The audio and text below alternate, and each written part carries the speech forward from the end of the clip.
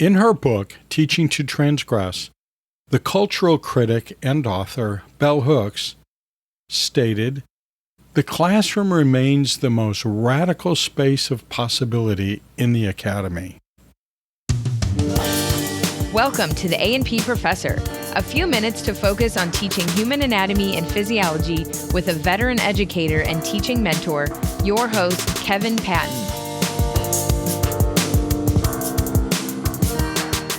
In episode 155, Murray Jensen joins us for a chat about dual enrollment in A&P.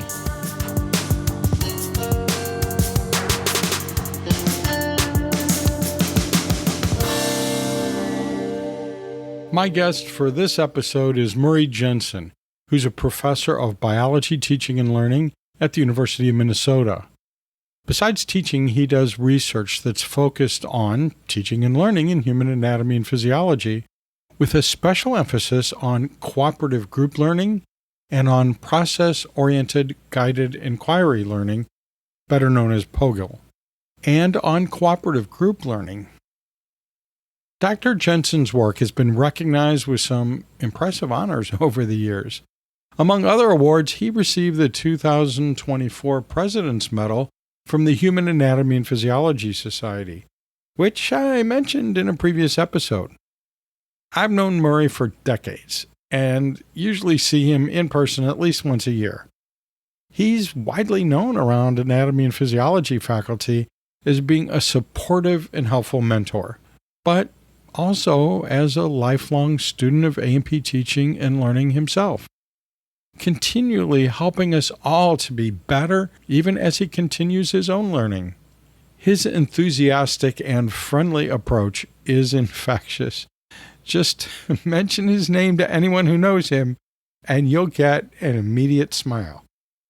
Prove me wrong. All of that reflects what you'll hear in today's conversation: a deep commitment to innovative teaching and to the communities of practice that support both teachers and students. Let's kick off with what dual enrollment looks like in the real world and why Minnesota is buzzing.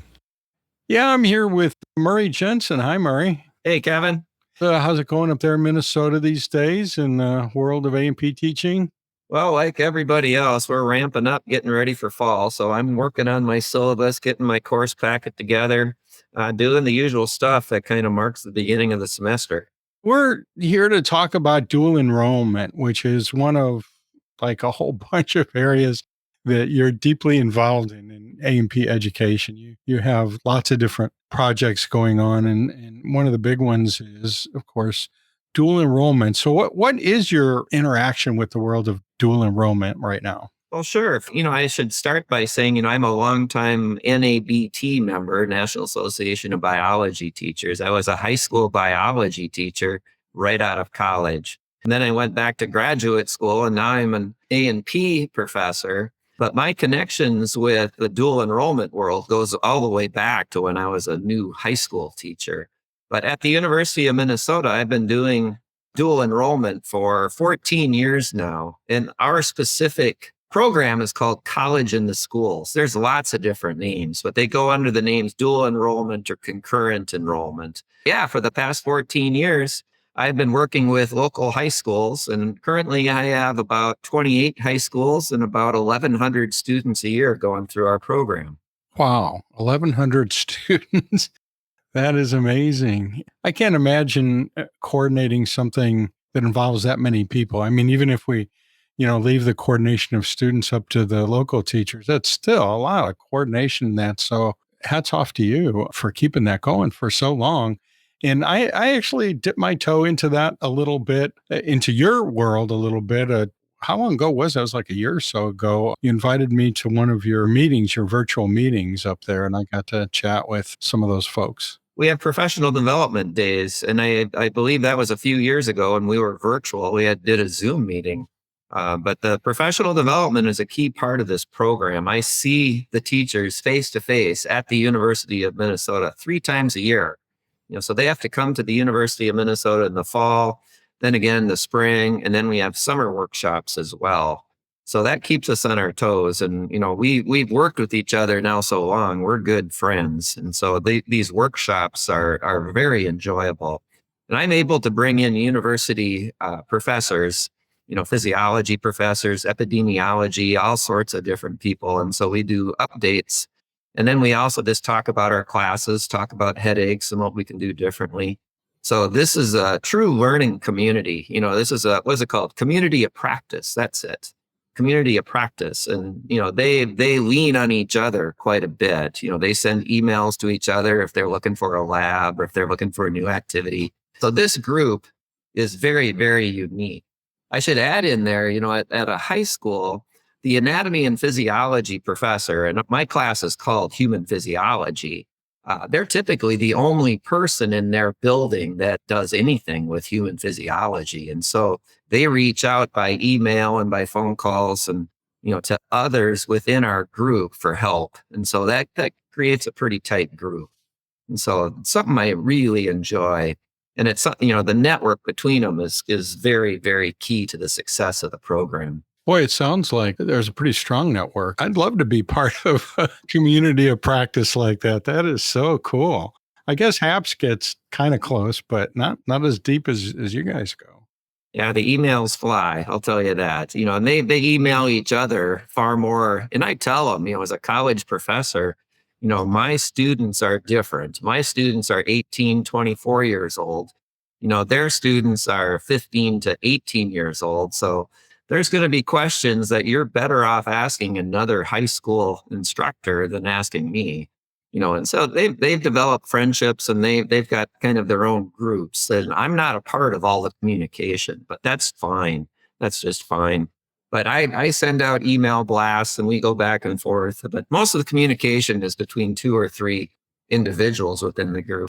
And like I said before, they're friends. They're all good friends and they're very comfortable, complaining to each other, complaining about the principal, complaining about this, but they share headaches. They all can relate to each other. Right. Yeah, I can see that. Before we get too much further along, I just want to clarify if anybody would have too much difficulty understanding the concept of dual enrollment, but I guess there are like different flavors of dual enrollment and so on. So in your mind, what is dual enrollment? And are there different flavors of it, or am I looking at things wrong? Yes, but in essence, here's the way it works. So I have my class at the University of Minnesota. It's called Biology 1015, Human Physiology. And there's students at the U of M who enroll in my course and take my course, just like any college course. And then once it's offered at the University of Minnesota through a dual enrollment program, you can also offer that same course at a high school. And at the high school, students will enroll, in essence, in 2 courses. One is the college course, and a second is the high school course. And that's where you get dual enrollment or concurrent enrollment. And so in essence, they're taking 2 courses at once, the high school and a college course.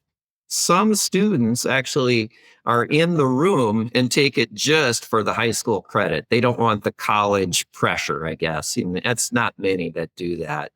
But most of the students take both courses at once. And then if they'll fulfill the requirements of the course, they get credit at both the University of Minnesota and at their high school for graduation.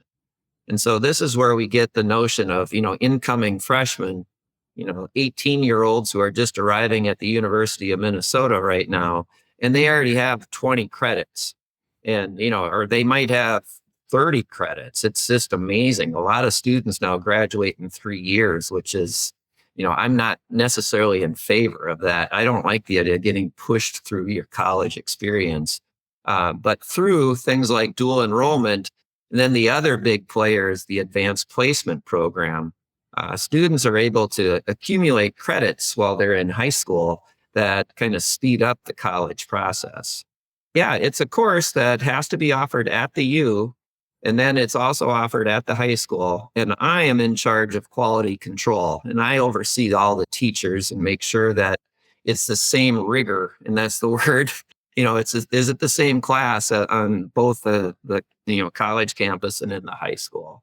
But I meet with the teachers and I'm in charge of making sure they're up to speed. I actually was in dual enrollment when I was in high school. We didn't call it that, but it's pretty much exactly the model you have, except I'm not positive about what happened on the teacher's end of things. I don't know how often they met. I know they did meet with, well, I guess it's the same thing here, people in their department at the university. And I came out of high school with 24 credits, if I remember right. Okay. So did you graduate in 3.5 years? No, because that was back in the day when there were a lot more government grants and scholarships available. I mean, it was an expensive college. It was at St. Louis University, which is a Jesuit school. They had pretty hefty tuition, but, I had that extra help, and it went for 4 years. It wasn't based on how many credits you needed. It was, Sure. 4 years. You're in. 4-year program.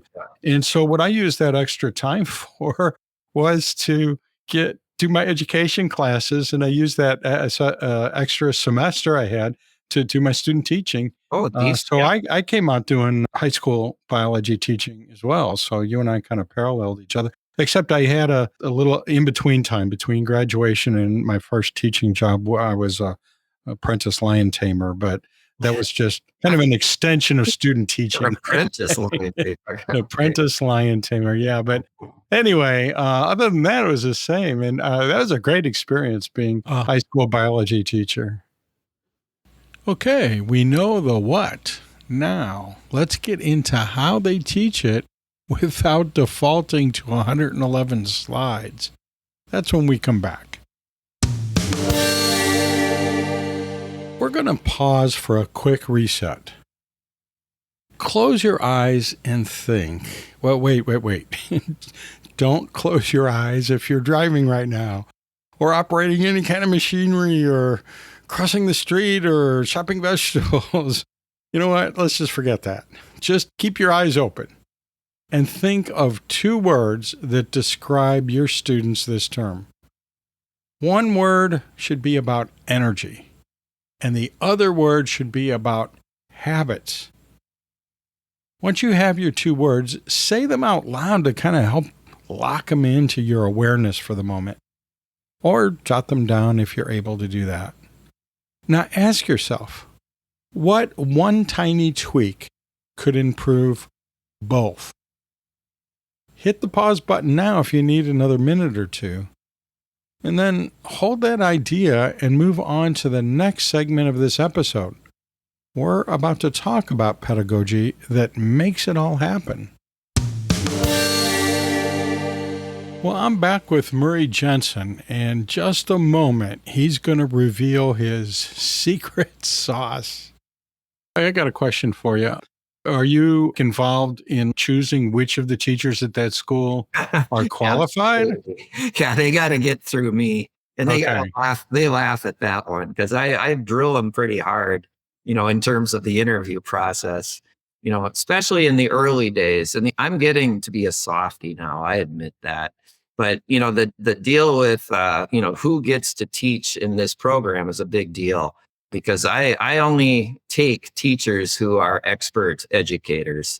And, the thing I look for most is a gleam in the eye, somebody who is excited to be in the classroom and still has a spark. There's a lot of teachers out there who are just kind of counting days to retirement. And it's just like, nope, I don't want them. I want somebody who actually kind of takes on the classroom every day as a, wow, this is a cool opportunity to interact with smart 16, 18-year-olds and do cool stuff with human physiology. That's the most important qualification I have for getting in the program. My program is quite different than most in that we use guided inquiry and cooperative quizzes, and we do pedagogy, that's quite different than most college classrooms. I really encourage, don't lecture, don't use PowerPoint.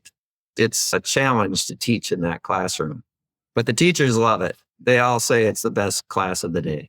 Considering that, you're really pushing them to use some contemporary cutting edge pedagogy, do people that are like new to teaching in your program, do they like push back a little bit on that, or do they see that as a great opportunity to learn a new way of doing things? That's the interview process. It's just like Okay. in the interview process, it's just like, are you open to new ways of teaching?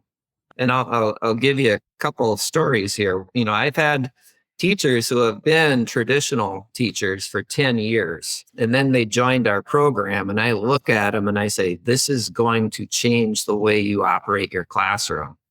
And, if they kind of look at me funny and smile, say, this sounds fun, that's a good sign. And then another part of it is we send them to POGIL workshops. The POGIL workshops, POGIL, Process Oriented Guided Inquiry Learning. The POGIL workshops are excellent. They have 3-day in-person workshops where you learn the basics of group learning and guided inquiry.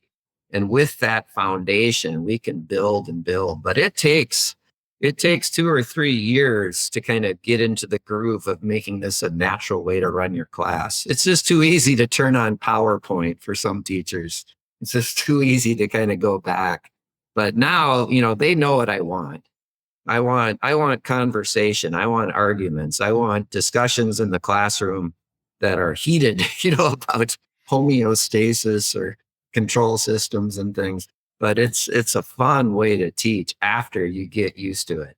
I can imagine that it really does light a fire under some teachers that weren't used to that or maybe didn't know a lot about how to even get started doing that. So this is really improving education, all around, because it's not just, the course, your course that's affected, because they're going to bring that into their other courses, like you mentioned. So yeah, and the teachers have in the past, I don't know the current status of it, but in the past, when 14 years ago, they were asked to run workshops at their high schools. Well, they had a few of them were say, hey, can you run the workshop, so that the other high school teachers can kind of see how this guided inquiry stuff works. And so, yeah, we've got a history of kind of, lighting a fire within the whole school in some cases. oh man, that is awesome. So once people get into this, do you ever have any of them that get into that and decide that this dual enrollment thing isn't for them, either because of the dual enrollment aspect, something about that, or this part of it that is the guided inquiry and the various kinds of pedagogy that you're pushing them to use? That's a good one. I have a range. And I have, I know these people very well. And I know that some of them that just, lighten the world on fire. And I think you should have them on your podcast, actually. They're just that good. But they're fun to talk to. And it's just like, how do you do what you do? But I also have others that, it's just they've been teaching for 15, 20 years, and now they jumped in because, I thought we could make a change, and I know they're struggling. But their students are still doing fine. But I know it's not as easy for some as others. And a big deal with guided inquiry is control. You got to be willing to give up the control of your classroom and let the students talk to each other. And there's a lot of instructors out there who just can't handle kind of giving up the microphone and letting students, and when students are talking to each other, it's often messy. It takes a while for them to figure out a concept, and to listen to students figure things out is enjoyable for all of us who are used to it. But for many traditional teachers, they want to jump in and say, no, this is how muscles work. This is how energy is used within a muscle. They want to correct students quickly, but it's a messy, messy classroom. And that's what I like. And that's what guided inquiry teachers, the ones who do it well, they just wait. They will let students figure things out for themselves as opposed to jumping in. But I know I still have teachers that just can't let it ride. They got to jump in and tell students answers. So imagine that. Some are better teachers than others. Yeah, imagine that. Whenever I've tried and, implemented things that involved letting go and having the students really, run their own show in learning, that brings back all those memories of those early days of trying that, where I just felt like somebody was going to catch me not doing my job, number one. Yeah. Yeah, go ahead. Kevin, I got to tell you, it's in the interview process. It's just like, you are going to have some miserable days. You are going to have days that just, why am I doing this? And there's a faith thing. It's just like, trust me, after a while, this is going to go better. But the first year is just ridiculously hard because, I don't know if you know the different types of inquiry, but man, when I was just starting as professor, I started something called open inquiry, which, I'll just say it doesn't work with entry level students. Open inquiry doesn't work. You need some guidance. But the open inquiry stuff I did, it was just like they learned nothing. And I was frustrated and it was just like, oh my gosh. But with experience, you dial in. It's just like, this question works today. That question doesn't work. But you know what clues, what questions to ask, you know what buttons to push, to generate the conversation. And that's always the goal. What do I do to get students talking? You got to have a topic. You got to have some questions that get them to think and to talk. But yeah, you are going to have some miserable days when you start. And, with time, though, you dial it in.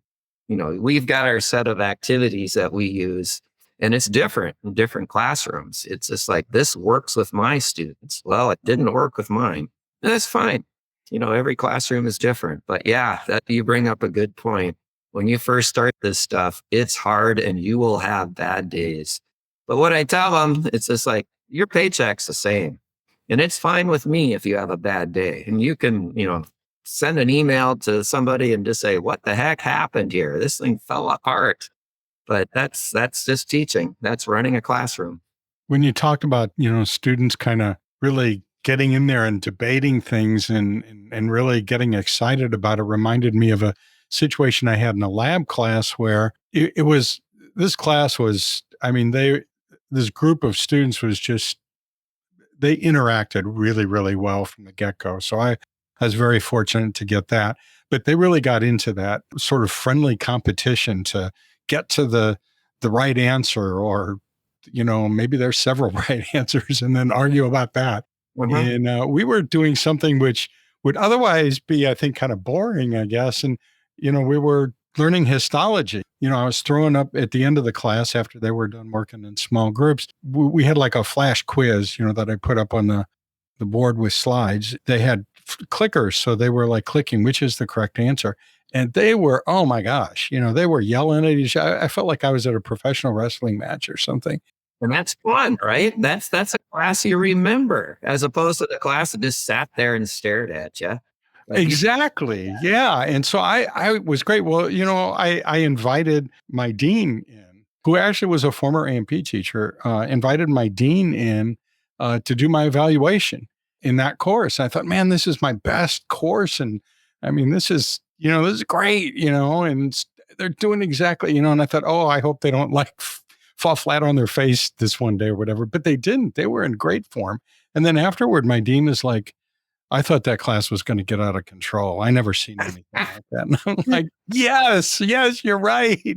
That's exactly right. Isn't that great? And he just kind of here's a strange phrase, but the teachers I work with know it. I like it when it's out of control. As long as they're using the language of the discipline. If they're using words that, that you and I know and every Nat Phys teacher knows, as long as they're talking about, topics in human physiology, I like out of control, and especially when you have smart students arguing with each other, and that's a key. They got to be smart. They've got to know how to, engage in an argument, keep it civil. And that's a job of a high school teacher. Keep it civil, respect one another, be able to win, be able to lose, be able to admit when you're wrong. But, in the end, you're going to have a better understanding of nature. In the end, you're going to have a better understanding of human physiology. And that's the goal. Right. Yeah. Well, and even just the nature of science is like that, is that debate. It's an argument. Yeah. But yeah, it's good stuff. It is just so fun when you have smart young students who are able to have a conversation. But on the other side, and some classes are just duds. And, and I get emails from some teachers. It's like, man, this year, these students are just quiet. And COVID did a number on it. It's just like, oh my gosh, talking with them. It's just like after COVID, the students coming back, trying to get them to, back to normal. back to, face-to-face communication and getting it took a hit, Sure. took a real hit. I guess that having that community of practice that you talked about was a great thing under those conditions so that they could communicate that with each other and sort of lean on each other as they went through that. Yeah, COVID, we just, I gave them a lot of freedom there. It's just do the best you can with what you have. And, we had teachers in the parking lot handing out hearts and brains and to be sent home. And the parents are like, what the heck is going on here? Kitchen table is now a dissection table. But yeah, that. I'm so happy. Well, it looks like the secret sauce is less podium, more conversation. And maybe add to that out of control is the best kind of control when it comes to those conversations. Get ready to hit pause again, because we're going to use this brain break to take 90 seconds and define guided inquiry in your own words. Just your own simple words, no jargon. Now add one thing after you've got a quick definition. That thing is how you'll try it this week. So we need a definition and how you're going to try it this week. Now, without closing your eyes, because closing your eyes may not be safe, try to picture the moment you'll let the class get productively messy. That's the move we're going to be looking at in the next segment. We're back with more conversation with Murray Jensen about his experiences of dual enrollment. And, here's another thing just to know about me and the program, because we get asked this once in a while. I do not allow online distance learning. It's got to be face-to-face. That's just who I am. Some people can run, online classrooms. And and we should probably talk about this too, a different flavor of dual enrollment. We've been talking about what my program is at the University of Minnesota, but there's a lot of schools that will have a dual enrollment, and the lectures from the colleges are recorded, and students at night, just go home and just watch a lecture that was given at the college, that day. And then in the classroom, the teachers are basically employed as teaching assistants to go over problems. And that model exists. That model definitely does exist, but I don't think it's optimal. I don't want students watching recorded lectures. They can do TikTok, they can do YouTube on their own, but having to sit there and watch somebody go through PowerPoint slides, oh my goodness, that does not sound like an enjoyable learning experience. I don't think as a student I could have made it very far in a program like that. I should mention this because this is kind of the politics of concurrent enrollment, dual enrollment. As politicians, well, the high schools pay the tuition for the university. So there's money flow from the high schools to the University of Minnesota. And that money flow is political, of course. And politicians, like this program because, you can speed up the clock. You can get students graduating at the University of Minnesota in 3 years or even 2.5 years. And, that's just and parents like that too. I'm only going to pay, 3 years of tuition and not 4, so there's kind of a lot of financial stuff involved in this. But, with the teachers I work with and myself included, it's just like, oh my gosh, this notion of hurry up and graduate is not healthy for a lot of kids. Their maturity just isn't ready for the big world yet. So a 20-year-old who's, maybe super smart in engineering just might not be ready to go out and have their own apartment in a different city. Right. But, a lot of pushing. But I try to, what we do with our program is just like, okay, yeah, there is college credit, but the most important thing here is helping students make up their minds of, do I want to pursue a career in STEM? Do I want to pursue a career in healthcare?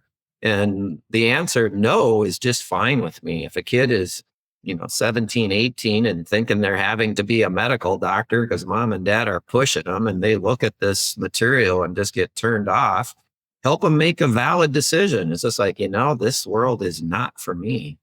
But yeah, there's a lot of pushing. It's just like, hurry up and graduate. And if you take, 12 credits your senior year of high school, you might be able to get through the university in 2.5 years.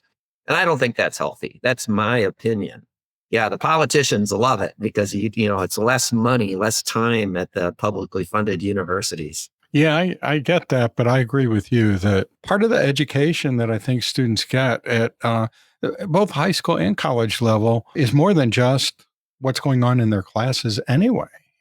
So getting them out of there quicker is like, I think it's cheating them of additional experience that they're going to have with each other and with themselves. Yep. Helping them grow up. There's a lot more to growing up than, learning the core concepts of human physiology. It's learning to have a good conversation at 1 a.m. in your dorm room with some good friends and just learn to hang out.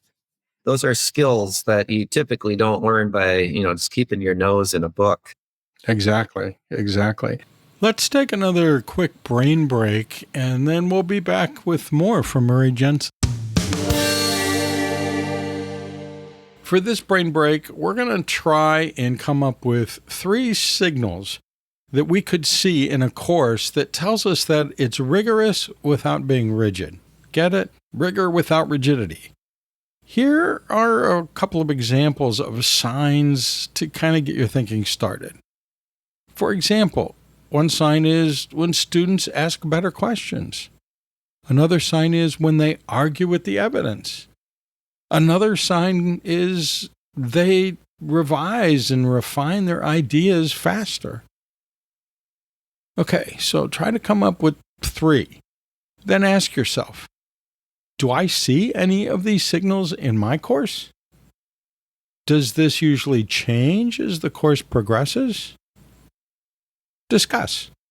Well, I guess with yourself. Or, okay, with a friend, because you're probably having a podcast listening party, right?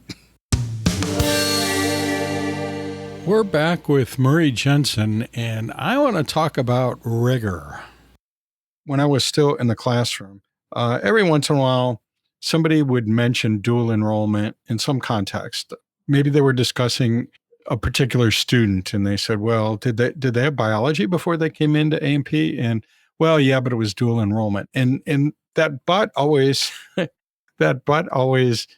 struck me, because having had a really good dual enrollment experience myself, I'm thinking they're thinking of this as less. And I mean, I've seen eyes roll when the term dual enrollment comes up. I don't know if that's still as big a deal as it used to be, but it seemed like a lot of my colleagues who never had any experience of dual enrollment have this preconception that it's less than in some way. In my experience, not only as a student in dual enrollment, but my experience with people like you who interact with dual enrollment programs tells me the opposite. It's actually a really, really good experience. Have you seen that at all, or is that just my little pocket of the universe? And if you have seen it, is that still around? Is that an issue? Well, with skeptics, professors who are skeptics, I'm pretty honest as to say there's going to be a range. There's going to be a range of quality and a range of rigor. And, if you take a really high achieving classroom in a high school, they're often working harder and students are doing better and better work than what you can find in a lot of colleges. I'm totally convinced that, some of my toughest college in the schools teachers, their classes are tougher than mine, and there's reasons for that. And I'm just fine with that. My students are different than their students. Their students are just top of the line. And those teachers know how to push them, so that their exams are tougher than my exams. I'm just fine with that. They're all supposed to be the same. That's the quality control part. But, gasp, they're not. Some of the schools are probably a little bit easier than me and some are tougher than me. But by and large, the people I'm with just kind of accept it as a fact now. And, I should probably explain, the University of Minnesota's College of Biology freshman biology class we have designed our freshman biology class to kind of just say, we expect you to have advanced placement biology. We expect you to have rigorous high school biology. But yeah, that's what we expect. Now, here's your freshman biology class. It's called Foundations, and it's massive. And it's an amazingly difficult class. And students come out of there just like, whoa, they're on their way to being pretty high-end biologists. But yeah, many of my students go into that program. When I say my students, they took high school dual enrollment, and they're well equipped. They're well equipped.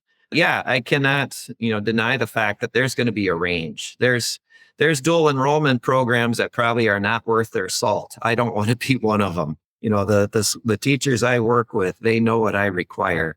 So there's no mixed messages there. But yeah, I've heard some programs that are basically just, they're in it for the money. The schools need it for the money, and the teachers are just calling it in. Of course, that exists. That's human nature. But I really don't want it in my program. My program's got a good reputation, and I work hard to keep it. How did you step into this? I mean, how did you get into the dual enrollment end of things? The college and the schools, I guess, has been at the university for about 30 years. And, my boss in, 15, 16 years ago said, do you know Susan Henderson? And, it's just like, oh, I kind of know that name. And Susan Henderson made her, made an appointment to come see me in my office. And Susan says, have you ever heard of dual enrollment? And she was a nice person, and she was explaining the program. And it's just like, man, this is meant for me. I love high schools. I really missed high school teaching. Part of the secret sauce of my program is I was a high school teacher. I know what the schools are like. I know the chaos of the classroom. I know the chaos of the cafeterias. I know the problems you have with principals. And so, when teachers talk to me, I can smile and say, yep, done that, been there. And most dual enrollment course leads, the college professors, they were not high school teachers. So they don't have that same knowledge and background that you and I have. We know what it's like. Yeah, there's a range there. There's a range there. But it goes back to a person named Susan Henderson making an appointment and just saying, would you like to do this? And it's just like, yeah, this sounds great. Boy, that sounds like you. Like, yeah, I'll try that. I think I can do that. Are there like misunderstandings that like maybe parents have, or maybe the teachers in their local schools have about dual enrollment? Oh, absolutely. And I've got, I have my syllabus up. I have my syllabus up right now, and I've got some language that I make sure all the teachers send out to the parents. You got to listen to this. It's just like, Bio 1015 is a freshman level introduction to human physiology.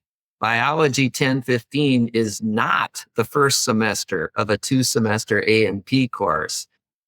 Bio 1015 is not a substitute for a higher level anatomy and physiology course. We have parents that kind of think that after this class they're going to go to med school. It's just like, no. It's just in knowing what you're not, communicating. They can skip med school, right? They can skip med school after taking your course. It's just misconceptions about what it takes to get into healthcare. And we have medical doctors and nurses and research, the kids who have gone through our program are now, it's been 15 years, and we've been interviewing some of them and kind of like, what did we do that influenced your decisions, and what have we done? And we're still working at that. That's kind of the research project I'm working on, is what's the best topics and what's the best teaching methods. But, they all talk about, it's just like that class helped me figure out that I wanted to go into healthcare. This is a topic I really enjoy. Let's take another quick brain break. In this break, I'm asking you to think of a high school teacher that you know or acquainted with, or who you could introduce yourself to, who could teach you something about classroom management or motivation. What would you ask them over a cup of tea? right at that question when you get a chance. Or make a voice note for yourself right now. Okay, that's going to be the core of your next outgoing email. Have you ever had a moment where you thought to yourself, yes, this is why dual enrollment matters. This is why I do what I do. I visit the high schools. That's another part of this. And I visit the high schools, and when I do that, I talk with students, I talk with teachers, I really have a big heart for education. I have heart and head, and I use them both in teaching and learning. But when I see the job of high school teachers, it's just like, oh my gosh, that is such a cool world, to be a part of kids' lives and to have that much impact on a kid. And a kid looks at the teacher, kind of as a science nerd, but it's still 5 days a week. They're role models. And, it's just like, oh my gosh, what a cool thing to do with your life. And then to give them tools, and I write a lot of curriculum. It's primarily me that writes the activities, and then they tweak them, but it's just like, I write a lot and they use them. They use the activities. And it's just like, this is a pretty good formula. This is really a good formula. I provide them with kind of some structure and kind of some teaching methodologies, and then I see them put it into place, and it's just like, yep, this is a good thing to be doing. It's given me a good feeling just listening to what your experience has been. And I was, like I say, I sat in on that Zoom meeting a while back, and it was really fun to listen to the interaction between different instructors that are in the program and them reflecting what's going on in their programs. Is there anything else about dual enrollment programs that you think that the rest of us teaching anatomy and physiology at the college level, or even at the high school level, things that we might not know about it that we ought to think about? Sure. Well, there is. I think the first one is respect the high school teachers. Respect the high school teachers. It's just like they are the experts in teaching and learning, and they are typically better at it than college professors because they spend more time in the classroom. They understand kids more than we understand kids. We understand our topics, our physiology, our anatomy, but they understand kids better. And so respect that knowledge and, help them achieve goals.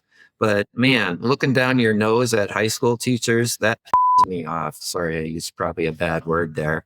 But I've seen that. I have seen that where, it's dual enrollment programs where, the college professors just kind of, treat their teachers poorly. And it's just like, it shows. It's just like, well, I've got to do, my principal says I have to do this. It's a part of my assignment. But my goodness, I want it to be, the best part of the day. It's just like, I love doing this, as opposed to I have to do this. And there's college professors that have that feeling that, I've been assigned to work with the high schools and it's a chore. It should be a chore. And if it is, get out of it because, the kids figure that out too. It's just like, they're just going through the motions here. So there's got to be a love of it, and I should say that ideally there should be a love of it. And that's me, this is something I'm truly passionate about. And let's see here, that's probably the big one is the relationship between the course professor at the university and the high school teachers. There's got to be respect there. In my opinion. And if there's not, get out of there. And then the money thing is just tainting the whole system. It's just like there's a lot of colleges now that are hurting for students. They just don't have the numbers of students that they used to have. And so the administrators are looking at dual enrollment as a way to beef up their tuition revenue. And then you end up kind of, again, just forcing the program. Oh, we're assigning you the high school students. And, there's high school kids who are just really motivated to become nurses, really motivated to, become healthcare professionals. And they'll tolerate bad classes. They'll tolerate watching, an hour of lecture a night, that's been recorded at the local college. But my goodness, do better. Do better. Do you think that the administrators who, are pushing this, whether it be for, the monetary benefits to the school or the program or whatever, do you think they eventually get to a point where they have a motivation to do a good job for the students and to really make it a high quality program? Or do you think there are a lot of programs out there that really just stay at that level of, this is a money maker and that's the beginning and end of what we're doing here? Yeah, we had a meeting this past year where we sat down with, a couple of high school teachers, a couple of community college, coordinators. And I was kind of surprised with the lack of passion. I shouldn't say that probably, but it's just like, boy, this sounds like a mechanical program. But I would like to see more, spark in the eye. And, that's fine. That, it's just like, this is my job. I do my job well, but then I go home, and I take it with me. I'm thinking about the teachers all the time, and I'm thinking about the kids and new curriculum ideas. And you can't expect everybody to kind of have that level of passion. And, it doesn't mean they're not good at it. It just means that, it's not the center of their life. And for me, I've got two things that I do. It's community colleges and high schools. That's the world that I work with. I think there's increasing pressure on school administrators to get the budget balanced. And this is just another revenue flow. And I'm just going to say that's a flag. It doesn't mean they don't do it well. It just means, there's pressure. And that pressure, is going to mean they're going to be, just getting pushed to put students in the seat and getting more revenue in. And we'll see where it goes. I am not an administrator. I'm a professor. And my administrator in the college and the schools program, the people I've worked with has been great. They tell me the financial side of things. And, I am a big revenue generator for that program. I got 1,100 students, 1,000 students, 1,100 students. That's a lot of tuition dollars. And they treat me well. They treat me very well. And when I say, this teacher at this school, it's like, no, I don't want them in here. They don't have what it takes to be in my program. They don't say, well, you've got to take them. It's like, okay, it's your decision, and so they give me autonomy. And I appreciate that. But I get the feeling that sometimes it's kind of a forced marriage. It's just like, you will take this school because they have 100 students that are willing to pay tuition to take this class. That's not a good relationship. Yeah, I can imagine that would not work out very well. Hey, let's take a quick break. And when we come back, we'll wrap up our chat with Murray Jensen as we talk about dual enrollment. Next time you have a few minutes at your desk, open your next A&P slide deck. Then remove 5 slides that don't spark discussion. Replace them with 2 prompts that force partner talk. Something like, argue for carbaminohemoglobin's importance in maintaining life. Or, predict what fails if carbaminohemoglobin fails. Okay, those are just examples. And opportunities for me to say one of the terms that I love to say. Longtime listeners know that. Carbaminohemoglobin. Okay. Then saved that revised slide deck where you've put those prompts after removing some other slides that aren't going to be sparking any discussion. So with that saved slide deck, use it in your course when it comes up. Come on, just try it. And then tell us what happened. Well, Murray, are there any other big things cooking in the world of dual enrollment and A&P? Looking down the road, I'm thinking of trying to write a small grant that brings together, for anatomy and physiology dual enrollment, bring in some community colleges, bring in some administrators, bring in some high school teachers, and come up with a best practices document. It's kind of like, what can we produce? What sort of policy document? I don't know if the word policy fits there, but best practices And so as dual enrollment grows, and it is growing, this is doing nothing but growing. Help administrators, teachers, and professors out with, okay, what can we do here to to help students get a good learning experience? And the students are the key. It's all about the students. I work with the teachers, but the teachers work with the students. And student learning has got to be the goal. It's not the revenue, it's not the money. You need that, of course. But it's just like, what happens in this program so as to optimize student learning and student development. But that's a project down the road. I got a few other things to get done first, but that's a topic I'm thinking about, is trying to develop a best practices document for dual enrollment anatomy and physiology. That sounds really exciting. I would like to see that. And I guess that leads me to the question of, do you see that as being something that can also be adapted for people teaching at the college level too? Because, a lot of the things that are going to work in dual enrollment are going to work in the regular, on-campus classes, I think. Well, this is a push for me. It's in human physiology, it's core concepts, and I know the people in the core concepts research group. And, it's just like, as far as curriculum is concerned, without a doubt, introductory classes should focus on core concepts. And so that's an easy one. But then, kind of the second item there is, how should the core concepts be taught? And I am extremely biased in terms of guided inquiry, cooperative group learning, students having discussions using the language of the discipline over, I'm going to show you 27 PowerPoint, slides on, energy flow. This is, PowerPoint is just so, it's so efficient at dispersing information, but so inefficient at generating conversation. But it's the conversation, I'm a constructivist. Students learn best when they're engaged in conversations using the language of the discipline.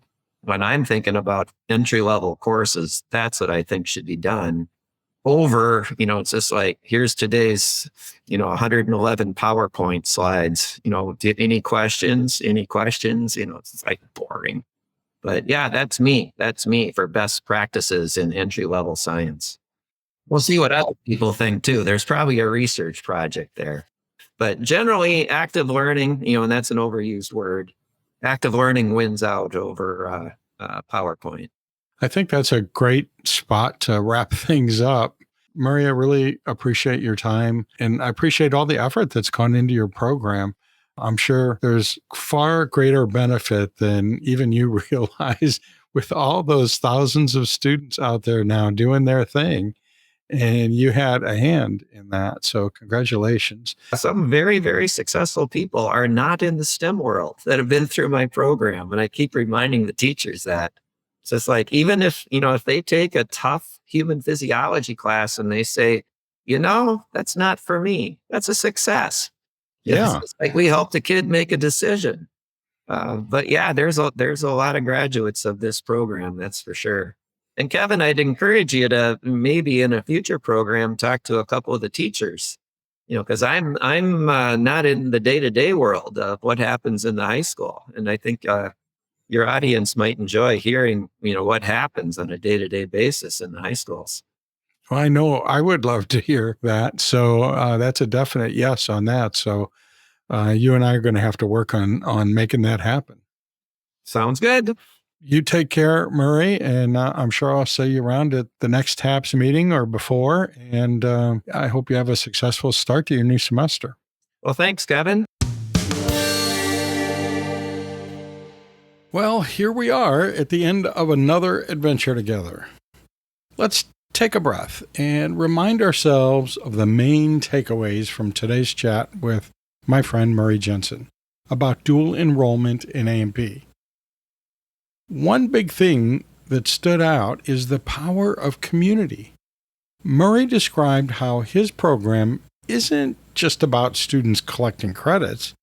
It's about building a network of teachers who swap ideas, support each other, and sometimes just commiserate about the everyday headaches of teaching.